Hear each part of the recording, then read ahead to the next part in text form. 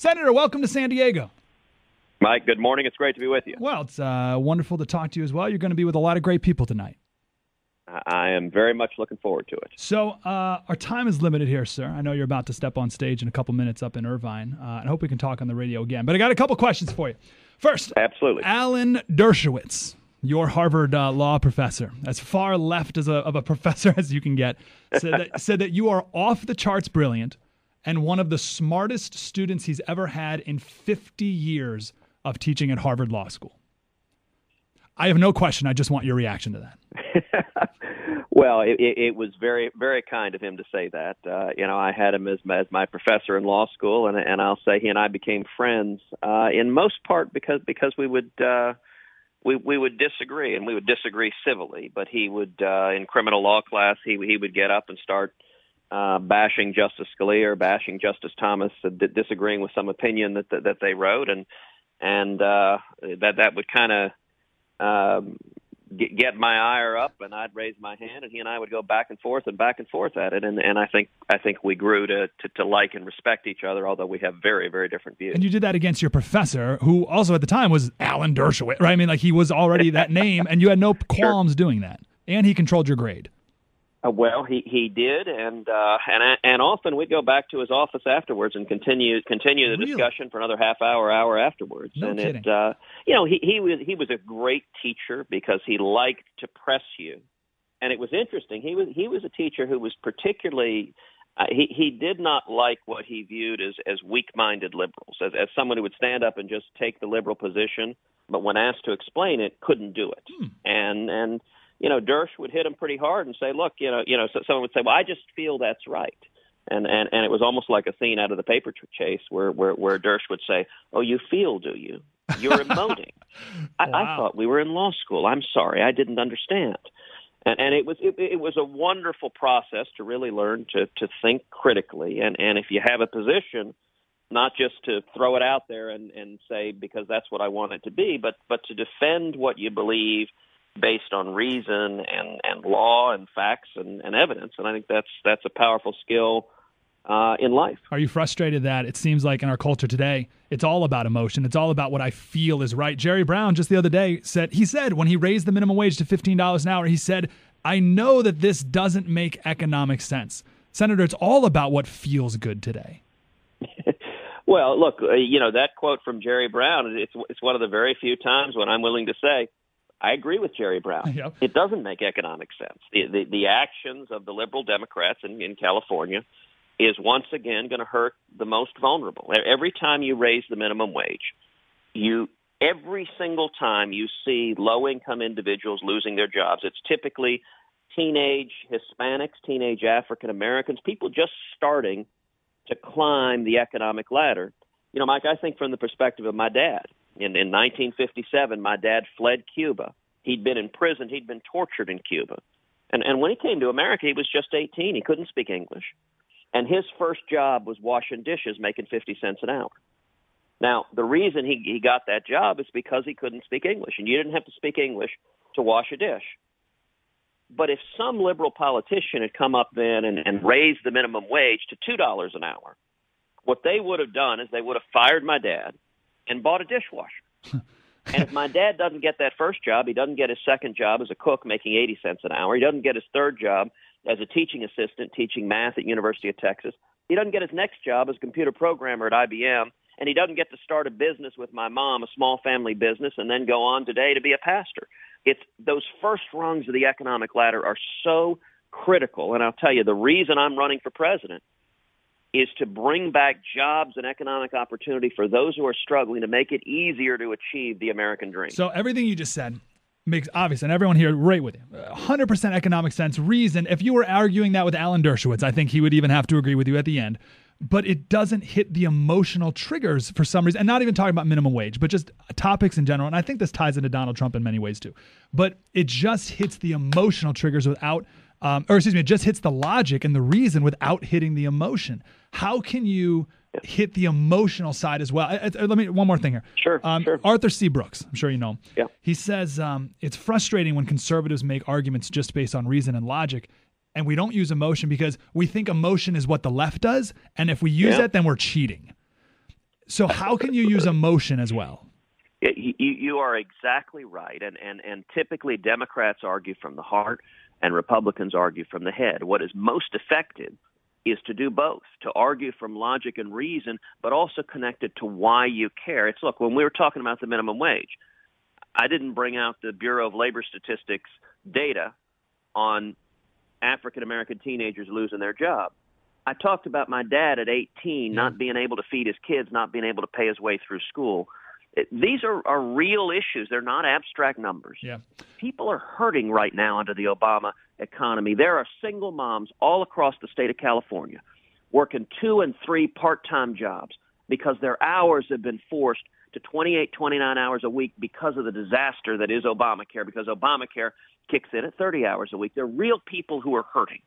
That's what this election is about, is that the Obama-Clinton economy doesn't work. It is a failure, and when it doesn't work, you mentioned Arthur Brooks. Arthur Brooks has a wonderful new book, The Conservative Heart. He talks about, the biggest reason you want people to work, yes, you want them to be able to earn money, but fundamentally, when you work, when you have a productive job, it gives you dignity. It gives you self-respect. When you come home and look at your kids and you're providing for your kids, that meaningful work is powerful for happiness.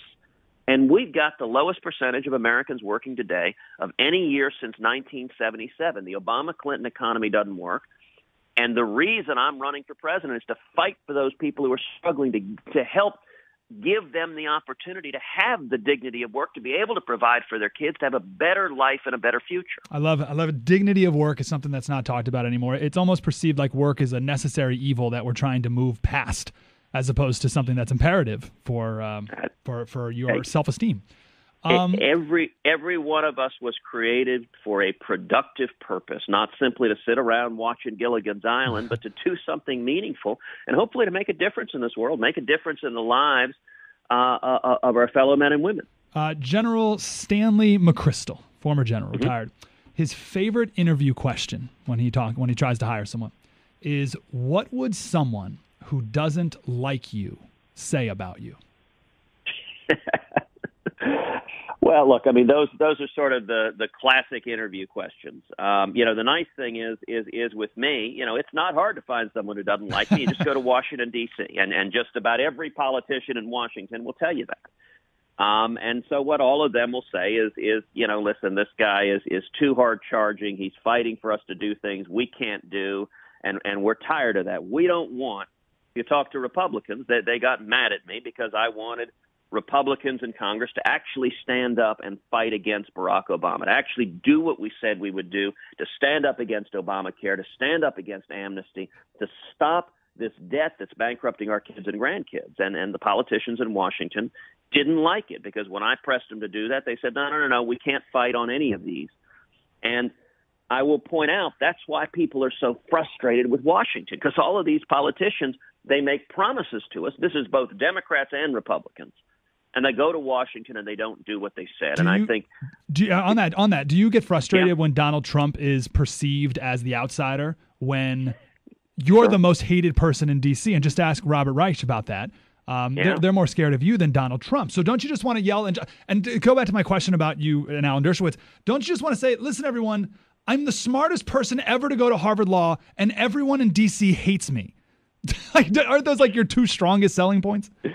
Well, I don't know that I would put it quite like that. But, listen, I understand the people who are supporting Donald Trump. It's people who are angry. It's people who are frustrated. They're frustrated with politicians in both parties that have been lying to us and betraying us.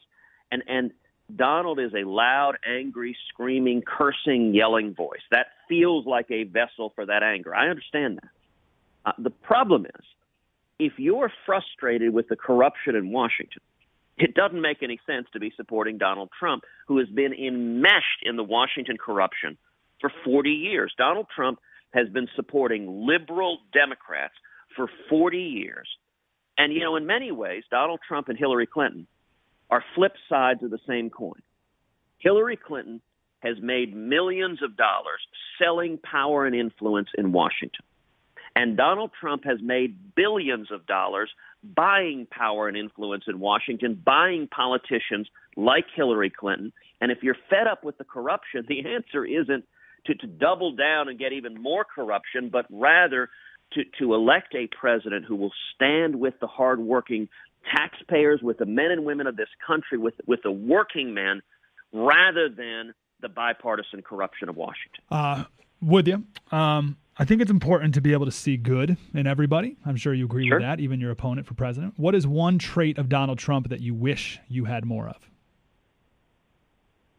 Well, look, I mean, he is an amazing marketer. I mean, he is a marketing genius by any level. No one has ever run for president and been able to dominate the entire discussion by sending a single tweet in the middle of the night. And Donald has a gift for that.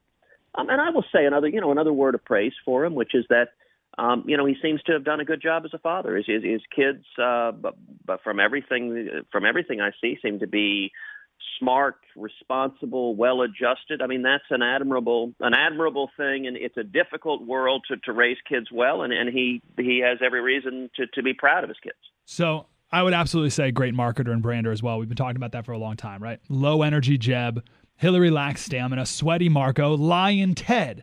Now, Ted, that's got to get to you, right? Because his attacks they've stuck on every candidate. How are you going to unbrand the master brander? Well, because the attacks he directs at me are false, and he knows they're false, and they're laughingly false. And, Donald has an interesting situation, which is he engages in projection. What he's doing, he accuses everyone else of doing. How so? And the best response to a lie is just the truth. And Donald gets very, very upset. It's an odd thing. On any given issue, Donald can give you one answer in the morning, a different answer at noon, and a different answer in the afternoon. And if you point out any of his previous answers, he begins screaming and yelling, liar, liar, liar, you're lying. And it is utterly bizarre. We had a debate where I pointed out that Donald Trump's position on Obamacare is that he wants to expand it to make it government-provided, socialized health care for everyone. It's the same thing as Bernie Sanders. And Donald just began screaming, liar, liar, liar. I'll give you another example. It was his own words. I mean, yeah. I'll tell you something hysterical. Earlier in the campaign, we were playing an interview of Donald Trump on Meet the Press, where he was defending partial birth abortion and supporting partial birth abortion.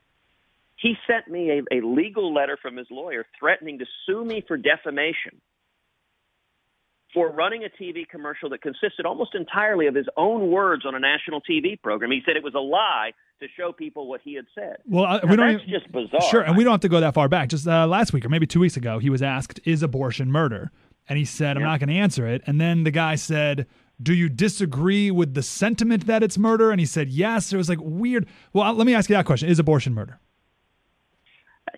It is the taking of a human life, and I think every life is a precious human life. Now, it's in a circumstances where it is a tragedy. It's a tragedy for the unborn child, and it's a tragedy for a woman who has an unwanted pregnancy. And we need to be caring and compassionate of everyone in that situation. But I believe we should work towards a society that welcomes and celebrates every human life as a gift from God. One last question about Donald Trump. Do you think he really wants to be president? That's a good question. I mean, I don't know. I'm not a shrink. I mean, a lot of people have speculated that when he launched the campaign, it was on a lark, that he didn't think it would go anywhere, and then he suddenly found himself surprised that his brand of reality television attracted a lot of attention. I don't know. I do know that he doesn't understand the very basic issues and challenges facing this country. So when it comes to bringing jobs back to America, well, real quick, if I can jump, or plans to do that. And I'm with you, but that's an interesting answer, even, right? I don't know if he really wants to be, because has there ever been a time in history where you're like, obviously, like, of course the guy running against me wants to be president, and you're like, well, I don't know, maybe. Like, that's weird. I think it answers the question though, like, why doesn't he have the ground game that you have and anyone? He always says, I surround myself with the best people, but he couldn't surround himself with someone who can figure out how to get a delegate out of Colorado. So that leads me to believe that he doesn't want to do this. Well, and their team is not remotely organizing on the ground. It's not based on the people. Donald is about Donald. That has always been the case. It is about him. It is about attention to him. He was at rallies having people raise their hands and pledge their support to Donald Trump. Look, we don't do that in America. We don't take pledges to human beings. We pledge allegiance to the flag. We pledge to support and defend the Constitution, but we don't. This is a job interview. I'm here, Mike, asking to work for you, asking to work for 330 million Americans, and the only pledge I'm interested in is a pledge that I'm going to take with my hand on the Bible to preserve, protect, and defend the Constitution of the United States. What do you think of Drudge Report lately? Not even not even about Trump, but they're anti-Christian headlines. One of my favorites was a couple weeks ago, and it was in red, right? Pastor calls for execution of gays, then introduces Ted Cruz. And I said, hold on, right? And I clicked it, and of course, he just listed a bunch of sins and talked about spiritual death, not execution. And then there are all these headlines about people laying hands on you to make you seem like a crazy weirdo. I feel like we have enough people attacking Christianity. We don't need Drudge's help. What do you think of that? Well, look, Drudge Report over the years has done a good job highlighting the excesses of the left and the excesses of liberalism. And in about the past month, the Drudge Report has basically become the attack site for the Donald Trump campaign. And so every day they have the latest Trump attack. They're directed at me. By all appearances, Roger Stone now decides what's on Drudge, and most days they have a 6-month-old article that is some attack on me, and it's whatever the Trump campaign is pushing that day will be the banner headline on Drudge. By the way, they no longer cover news. Remember, they used to have things like election results. They don't put those on Drudge anymore. When we win a state, suddenly the state doesn't matter. You know, Colorado. There was no red siren on Drudge when we won all 34 delegates in Colorado. That wasn't news because, I mean, listen, that's fine. If people want to get on the Trump train, they can. I actually think we need real and meaningful solutions to the problems in this country. And as president, my focus is going to be on three things: jobs, freedom, and security. Yep. My number one priority is bringing jobs back to America, raising wages for everyone, making it easier for people struggling to achieve the American dream. That's my focus.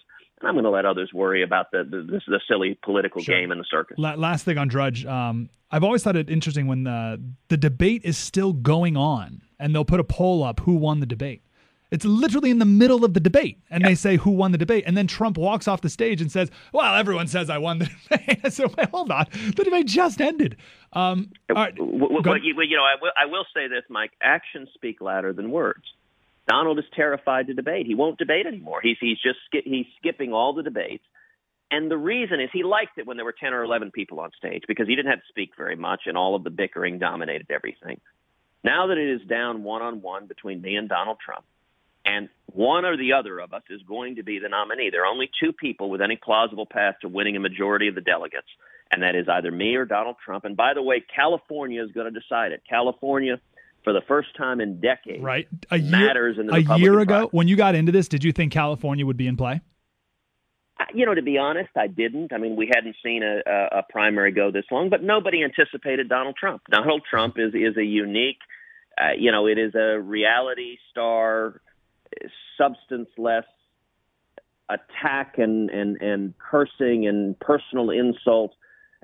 I don't think that's what politics should be about. I think politics should be about solving the real problems that Americans are facing. Got some rapid fires for you, sir. I know you got to run on stage. So quick questions. A Bible verse that has meant a lot to you lately? I would say Isaiah 40:31. Those that wait upon the Lord shall renew their strength. They shall mount up with wings as eagles. They shall run and not be weary. They shall walk and not faint. That's certainly when you're engaged in a relentless battle nationwide, when you have attacks coming, personal attacks coming at you, that gives me comfort and strength. What are you looking forward to least as being president? There's no doubt the burden of the job. If you look at everyone who's ever served as president, they age, their hair turns gray. You can see the weight of the job. And I'll tell you, as you approach and you start getting more and more support, and it gets more and more real, the prospect of serving in that office, waking up on January 20th and facing the threats across this world, facing the threats of Iran trying to acquire nuclear weapons, the threats of an aggressive Putin. I believe we can stand up and defeat that. But those are, anyone for whom that doesn't take your breath away. You don't understand the seriousness of these challenges, and that is a weight that I take very seriously. I believe we can counteract it and defeat it. But these are exceptionally dangerous times, and we need a commander-in-chief who's up to the task. Best advice you'd give a 20-year-old Ted Cruz? I would give. Let me just give an advice that I would give. Look, a 20-year-old Ted Cruz, I'd say, relax a little bit and don't be so hard charging. But those are lessons that you have to learn through life. I'll tell you, a 20-year-old generally, I would say, follow your dreams, follow your passions. Ask yourself when you wake up in the morning, when you go to bed at night, what are you thinking about? What do you care about?